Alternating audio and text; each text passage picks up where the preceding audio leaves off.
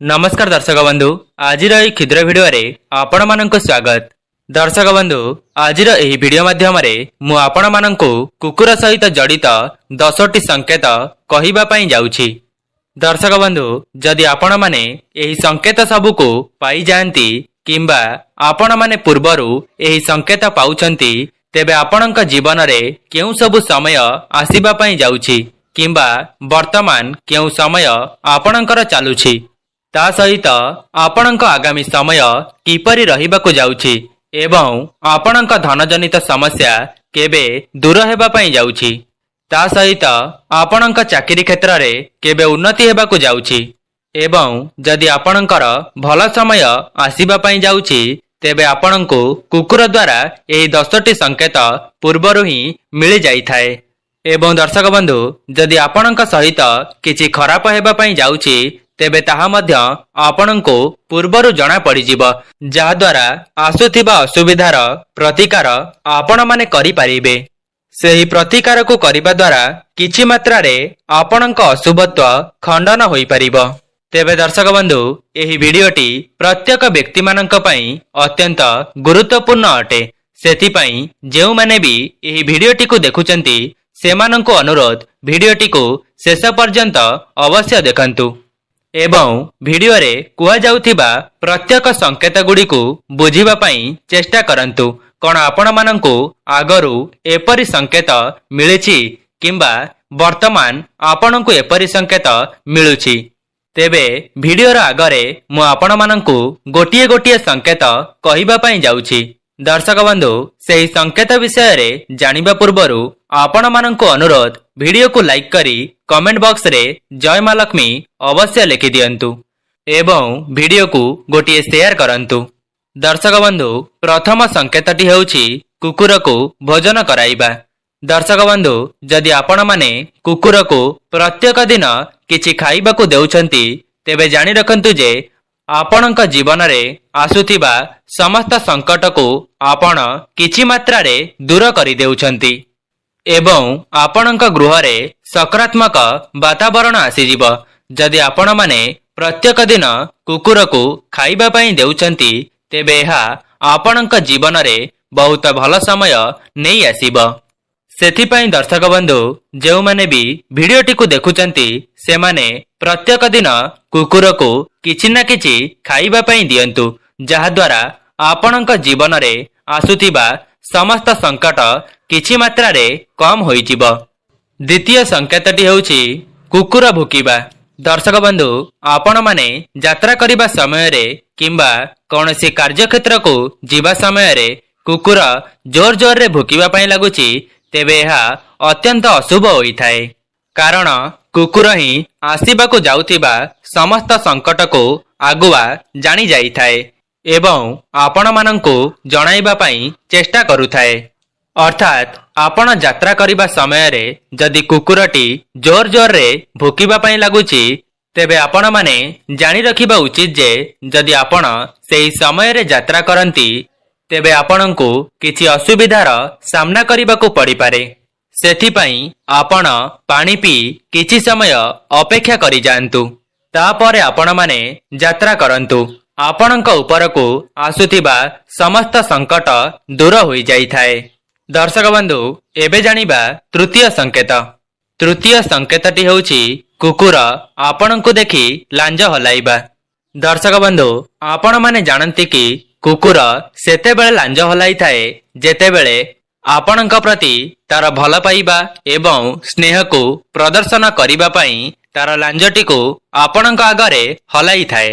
जदि आपणको देखि कुकुर लांज हलाए तेबे एहा आपणक पई एक भल संकेत अटे। दर्शक बंधु चतुर्थ संकेतटी हेउछि जदि कुकुर कुंडेई हेउथिबार आपण माने देखिबाकू पाइबे। दर्शक बंधु अनेक लोक कुकुर कुंडेई हेउथिबार देखिले सेमाने ताकू अत्यंत साधारण बोली मने करंती। सेमाने भाबिथांती कुकुरटी अपरिष्कार एवं अपरिच्छन्न बोली तार देह कुंडाई हेउछि किंतु दर्शक बंधु एहा आपणक पई एक संकेत होइथाए। दर्शक बंधु जदि आपण माने सकाळु सकाळु कुकुर को निज देह को कुंडाई हेउथिबार देखंती ତେବେ ଏହା ଆପଣଙ୍କ ପାଇଁ ଏକ ଶୁଭ ସଂକେତ ଅଟେ। ଏହା ଆପଣଙ୍କୁ ଅଚାନକ ଧନ ପ୍ରାପ୍ତି ହେବାର ସଂକେତ ଦେଇଥାଏ। ଦର୍ଶକ ବନ୍ଧୁ, କୁକୁରକୁ ରୁଟି ଦେବାର ଅର୍ଥ ହେଉଛି ଆପଣମାନେ ଆପଣଙ୍କ ଶତ୍ରୁକୁ ବିନାଶ କରିବା ସହିତ ସମାନ ହୋଇଥାଏ। ଯଦି ଆପଣମାନେ ପ୍ରତ୍ୟେକ ଦିନ କୁକୁରକୁ ରୁଟି ଖାଇବା ପାଇଁ ଦେଉଛନ୍ତି, ତେବେ ଆପଣଙ୍କ ଶତ୍ରୁ ଆପଣଙ୍କ ଲାଗି ଯେତେ ଅନିଷ୍ଟ ଚିନ୍ତା କଲେ ମଧ୍ୟ ତାର ସମସ୍ତ ଚେଷ୍ଟା ବିଫଳ ହୋଇଯିବ। ସେଥିପାଇଁ ଦର୍ଶକ ବନ୍ଧୁ, ଯଦି ଆପଣମାନେ କୁକୁରକୁ ପ୍ରତ୍ୟେକ ଦିନ ରୁଟି ଖାଇବା ପାଇଁ ଦେଉଛନ୍ତି, ତେବେ ଏହା ଆପଣଙ୍କ ଲାଗି ବହୁତ ଲାଭ ହୋଇଥାଏ। ଦର୍ଶକ ବନ୍ଧୁ, ପରବର୍ତ୍ତୀ ସଂକେତଟି ହେଉଛି କୁକୁର ଯଦି ପାଟିରେ ହାଡ଼କୁ କାମୁଡ଼ି ନେଉଥିବାର ଆପଣ ଦେଖୁଛନ୍ତି, ତେବେ ଏହା ଆପଣଙ୍କ ପାଇଁ ଅତ୍ୟନ୍ତ ଶୁଭ ସଂକେତ ଅଟେ। କିନ୍ତୁ କୁକୁରଟି ଯଦି ଆପଣଙ୍କ ଘରେ ହାଡ଼କୁ ପକାଇ ଦେଉଥାଏ, ତେବେ ଏହା ଆପଣଙ୍କ ପାଇଁ ଅଶୁଭ ସଂକେତ ଅଟେ। ଏହାଦ୍ୱାରା ପୂର୍ବରୁ ସଂକେତ ମିଳିଯାଏ ଯେ ଆପଣଙ୍କୁ ଆଗାମୀ ସମୟରେ ଧନହାନି ଜନିତ ସମସ୍ୟାର ସାମ୍ନା କରିବାକୁ ପଡ଼ିପାରେ ଏବଂ ଆପଣଙ୍କ ଉପରକୁ ଧନ ଜନିତ କିଛି ସମସ୍ୟା ଆସିବା ପାଇଁ ଯାଉଅଛି। ଏହାର ପ୍ରତିକାର ସ୍ୱରୂପ ଆପଣମାନେ ଭୈରବଙ୍କର ପୂଜାର୍ଚ୍ଚନା କରିବାର ଅଛି, ଯାହାଦ୍ୱାରା ଆପଣଙ୍କ ଉପରକୁ ଆସୁଥିବା ସମସ୍ତ ବିପଦ ନାଶ ହୋଇଯିବ। ଦର୍ଶକ ବନ୍ଧୁ, ସପ୍ତମ ସଂକେତଟି ହେଉଛି ଯଦି ଆପଣମାନେ କୁକୁରକୁ ପାଣି ପିଉଥିବାର ଦେଖୁଛନ୍ତି, ତେବେ ଏହା ଆପଣଙ୍କୁ ଶୁଭ ସଂକେତ ପ୍ରଦାନ କରିଥାଏ। କିନ୍ତୁ ଦର୍ଶକ ବନ୍ଧୁ, ଯଦି ସେହି କୁକୁରଟି ପରିଷ୍କାର ପାଣି ପିଉଥିବାର ଆପଣମାନେ ଦେଖୁଛନ୍ତି, ଏହା ଆପଣଙ୍କ ଲାଗି ଅତ୍ୟନ୍ତ ଶୁଭ ସଂକେତ ହୋଇଥାଏ। ଯଦି ସେହି ସମୟରେ କୁକୁରଟି ଅପରିଷ୍କାର ପାଣି ପିଉଥାଏ, ତେବେ ଏହା ଆପଣଙ୍କ ଲାଗି ଅଶୁଭ ସଂକେତ ହୋଇଥାଏ। ସେଥିପାଇଁ ଯଦି ଆପଣମାନେ ପ୍ରତ୍ୟେକ ଦିନ କୁକୁରକୁ ସଫା ପାଣି ପିଇବା ପାଇଁ ଦିଅନ୍ତି, ତେବେ ତାହା ମଧ୍ୟ ଆପଣଙ୍କୁ ଶୁଭ ଫଳ ପ୍ରଦାନ କରିଥାଏ। ଦର୍ଶକ ବନ୍ଧୁ, ଅଷ୍ଟମ ସଂକେତଟି ହେଉଛି କୁକୁର କାନ୍ଦିବା। ଦର୍ଶକ ବନ୍ଧୁ, ଯେଉଁମାନେ ବି ଭିଡ଼ିଓଟିକୁ ଦେଖୁଛନ୍ତି, ସେମାନେ ଜାଣିଛନ୍ତି ଯେ କୁକୁର କାନ୍ଦିବା ହେଉଛି ଏକ ଅଶୁଭର ସଂକେତ ଅଟେ। ଏପରି ମାନାଯାଇଥାଏ, ଯେଉଁ ସ୍ଥାନରେ କୁକୁରମାନେ ଏକା ସାଙ୍ଗରେ କାନ୍ଦିବା ପାଇଁ ଲାଗନ୍ତି, ସେହି ଅଞ୍ଚଳରେ ଅକାଳ ମୃତ୍ୟୁ ପରି ସଂକଟ ଦେଖିବା ପାଇଁ ମିଳିଥାଏ। କିନ୍ତୁ ଦର୍ଶକ ବନ୍ଧୁ, ଆପଣମାନେ ଜାଣି ରଖିବା ଉଚିତ ଯେ ପ୍ରତ୍ୟେକ ସମୟରେ କୁକୁର କାନ୍ଦିବାର ଅର୍ଥ ଅକାଳ ମୃତ୍ୟୁ ହୋଇନଥାଏ। ବେଳେବେଳେ ଏପରି ହୋଇଥାଏ, କୁକୁରଟି ଭୋକରେ ମଧ୍ୟ କାନ୍ଦିବା ପାଇଁ ଲାଗନ୍ତି। ତେବେ ତାହାର ଅର୍ଥ ଏଇଆ ନୁହେଁ ଯେ ଆପଣଙ୍କ ଉପରକୁ କିଛି ବିପଦ ଆସିବ। ତେବେ ଆପଣମାନେ ଯଦି ଦେଖୁଛନ୍ତି ଯେ କୁକୁରଟି କାନ୍ଦୁଛି, ତେବେ ଆପଣ ସେହି ସମୟରେ କୁକୁରକୁ କିଛି ଖାଦ୍ୟ ଖାଇବାକୁ ଦେବା ଉଚିତ, ଯାହାଦ୍ୱାରା ତାର ଭୋକ ମେଣ୍ଟିଯିବ ଏବଂ କାନ୍ଦିବା ମଧ୍ୟ ବନ୍ଦ ହୋଇଯିବ। ଏବଂ ତା ସହିତ ଯଦି ଆପଣମାନେ କୌଣସି ବି ଭୋକିଲା ଜୀବକୁ କିଛି ଖାଇବା ପାଇଁ ଦିଅନ୍ତି, ତେବେ ତାହା ମଧ୍ୟ ଆପଣଙ୍କ ଉପରେ ଭଗବାନଙ୍କର ଆଶୀର୍ବାଦ ପ୍ରଦାନ କରିଥାଏ।